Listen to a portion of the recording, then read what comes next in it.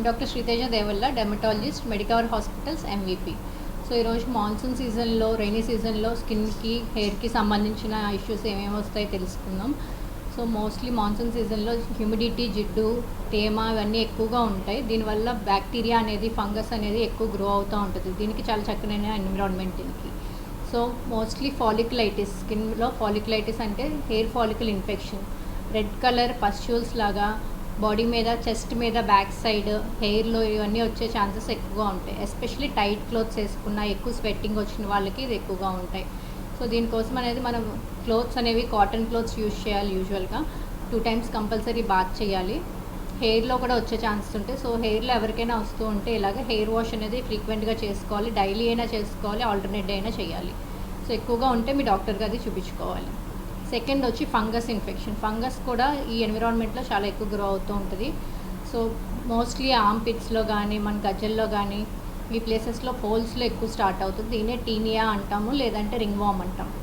So ring వామ్ అనేది చిన్న చిన్న పొక్కుల్లాగా స్టార్ట్ అవుతుంది. తర్వాత ఎక్కువ దురద వచ్చి దానివల్ల రెడ్గా ర్యాషెస్ కింద వస్తాయి. సో దీనికి బయట మెడికల్ షాప్స్లో కానీ, ఆర్ఎంపీస్ దగ్గర క్రీమ్స్ అవి తెచ్చుకుని, ఎస్పెషల్లీ స్టిరాయిడ్స్ ఉన్న క్రీమ్ ఎట్టి పరిస్థితుల్లో యూజ్ చేయకూడదు.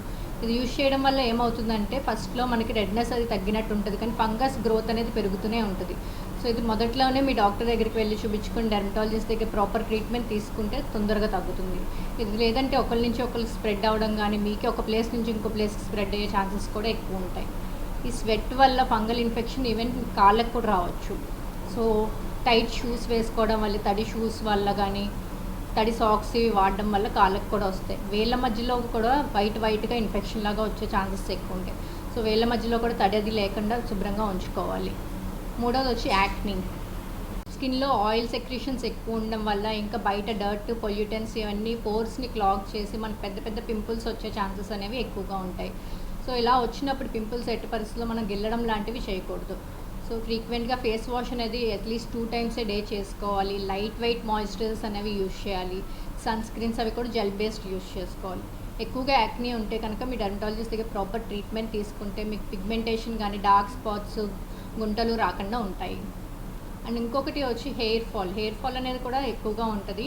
డాండ్రఫ్, హెయిర్ ఫాల్, హెయిర్ ఫ్రిజీగా అయిపోవడం ఇవన్నీ కూడా ఈ ఎన్విరాన్మెంట్లో చాలా కామన్గా ఉంటాయి.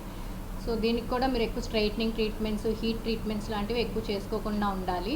ప్రాపర్గా కండిషనర్స్ యూజ్ చేయడం, సీరం అది కరెక్ట్గా యూజ్ చేస్తూ ఉంటే దానికి తగ్గుతాయి.